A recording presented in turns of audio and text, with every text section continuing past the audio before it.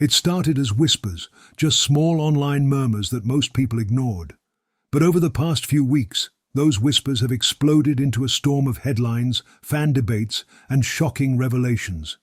What seemed impossible just months ago is now being discussed in every corner of social media, a move that could change the face of the game forever.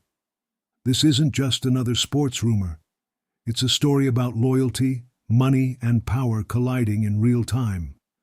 And at the center of it all is a player whose every move sparks conversation, breaks records, and sends the internet into a frenzy.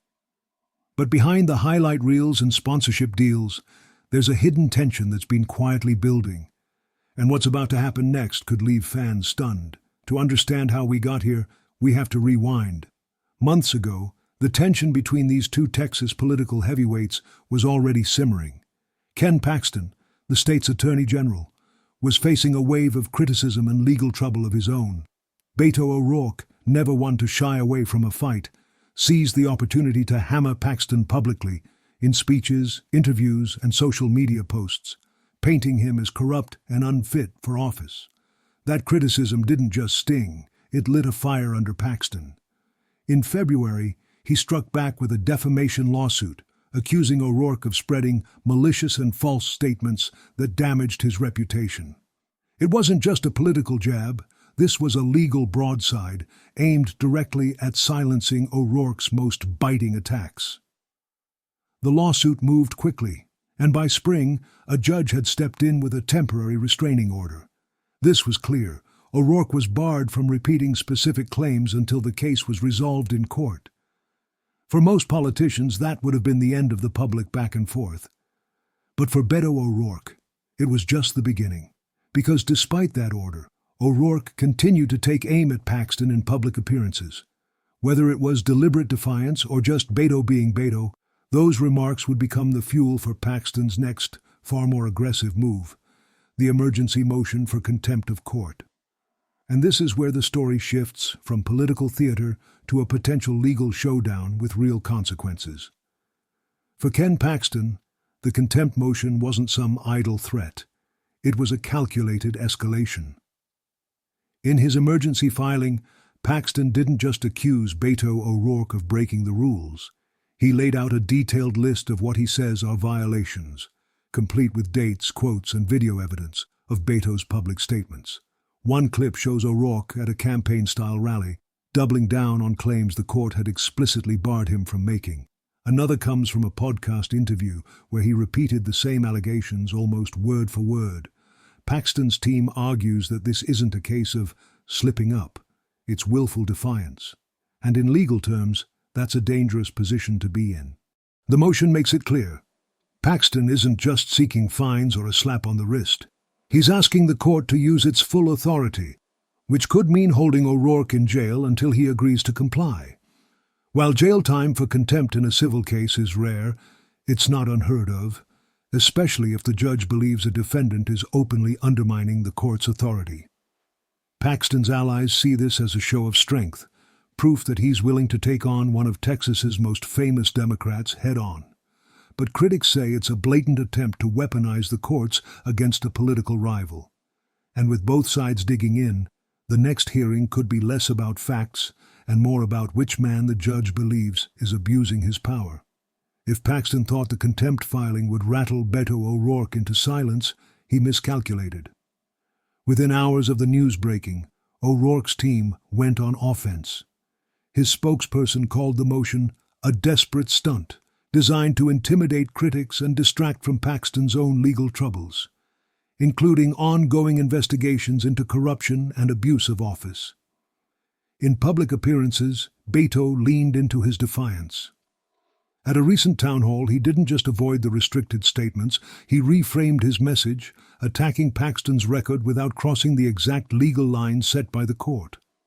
It was a calculated pivot. Stay aggressive. Keep the political energy alive, but avoid giving Paxton more ammunition in court. O'Rourke's legal team is also preparing a formal response, signaling they'll challenge not just the contempt claim, but the restraining order itself. Their argument? That the order violates Beto's First Amendment rights by imposing what they see as unconstitutional restrictions on political speech. Behind the scenes, fundraising emails have been flying out to O'Rourke's supporter base, framing the fight as a battle for free speech in Texas. And it's working. Donations have spiked since Paxton's contempt motion became public. In other words, instead of silencing him, Paxton may have just given O'Rourke a new rallying cry and a bigger megaphone. Now all eyes turn to the courtroom, where this political feud will be tested under the cold letter of the law. The contempt hearing isn't just about whether Beto O'Rourke violated a restraining order. It's about how far a court can go in policing political speech, especially between two public figures who thrive on confrontation. If the judge sides with Paxton, O'Rourke could face serious penalties. That could mean hefty daily fines until he complies, or in the most extreme scenario, jail time. Even a short stint behind bars would be a political earthquake in Texas, instantly transforming O'Rourke into both a martyr for his supporters and a cautionary tale for his opponents. But if the court rejects Paxton's motion, it would be a major blow to the Attorney General's credibility. Not only would it strip the restraining order of its teeth, but it could also embolden O'Rourke and others to attack Paxton even more aggressively, knowing the legal leash has been loosened. Legal experts are split.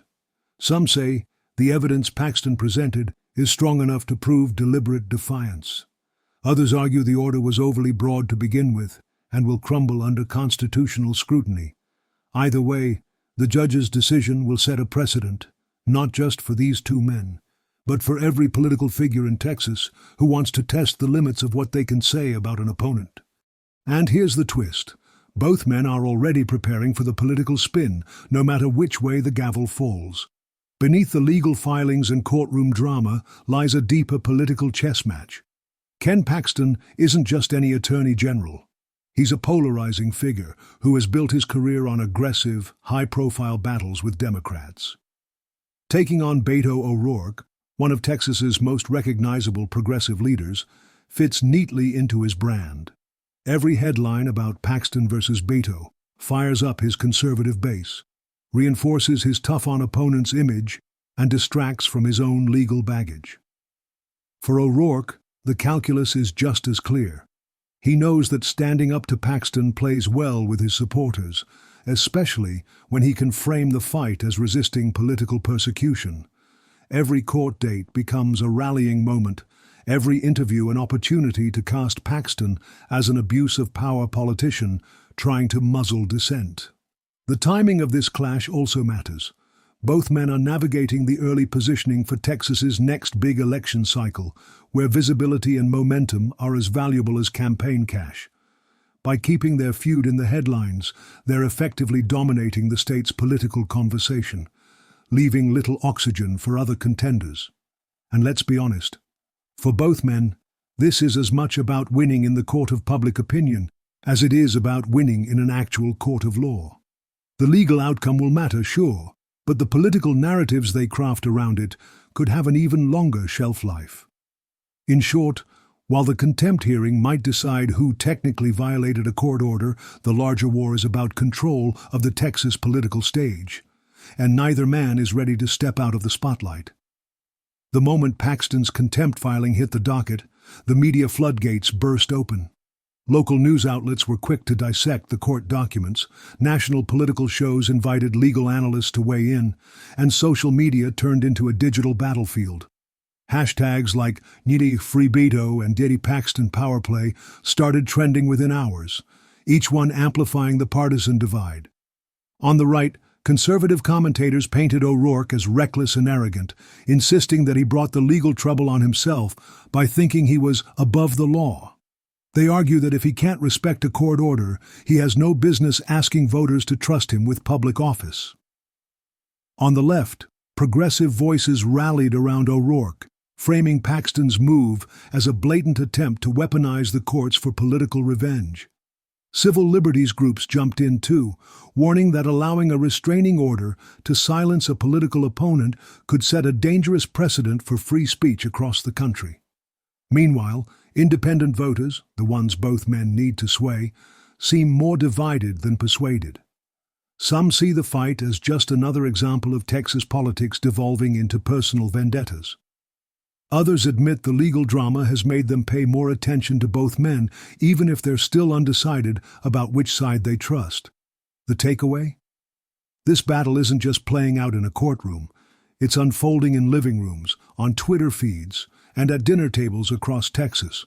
And with every viral clip and headline, the stakes are getting higher for both Paxton and O'Rourke.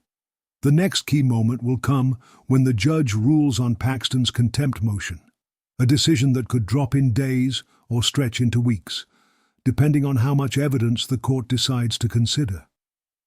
If the ruling favors Paxton, expect him to declare victory immediately, using it as proof that his opponents can't play by the rules.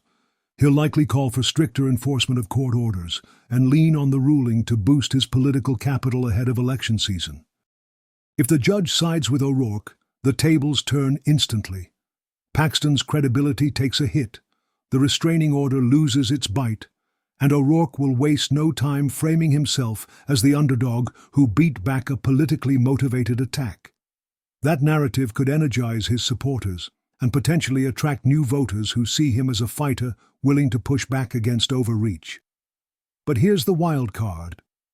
Even after the ruling, this saga might not be over. Appeals are almost certain, and both sides will look for ways to keep the fight alive in the public eye. In the rough-and-tumble world of Texas politics, neither man benefits from letting the other walk away unchallenged.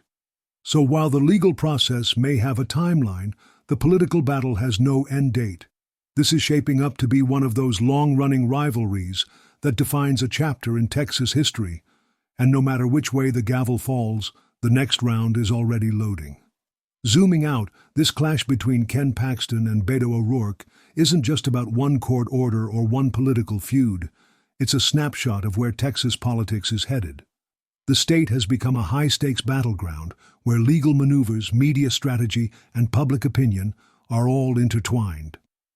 Here, the courtroom isn't just a place to resolve disputes. It's a stage for political theater, where every filing, every statement, and every reaction is calculated for maximum impact. It also highlights a growing national trend, the blurring of lines between legal enforcement and political retaliation. Across the country, we've seen lawsuits, indictments, and restraining orders wielded not only as tools of justice, but also as weapons in the political arena. For supporters of either side, these moves feel justified. For opponents, they're proof of corruption and abuse of power. Texas, with its fiercely independent spirit and no-holds-barred political culture, is the perfect backdrop for this kind of battle. Both Paxton and O'Rourke know that their every move will be watched not just by Texans, but by political operatives and activists nationwide looking for cues on how to fight and win in the new era of politics. So while the legal outcome here matters, it's the precedent, the narrative, and the perception that could echo far beyond the Lone Star State. In many ways, this is more than a fight between two men. It's a test case for the future of political warfare in America, and everyone's taking notes. One thing's for sure. This isn't just a courtroom drama, it's a political storm with the power to reshape Texas's landscape. Ken Paxton and Beto O'Rourke are locked in a duel where every motion, every headline, and every tweet is ammunition. The legal fight will decide immediate consequences, but the political war will keep raging long after the judge's gavel falls. In the end, Texans and the nation will be left asking the same question. Was this about justice or was it about power?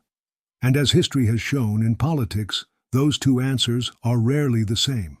Because in Texas, the fight never really ends. It just moves to the next round.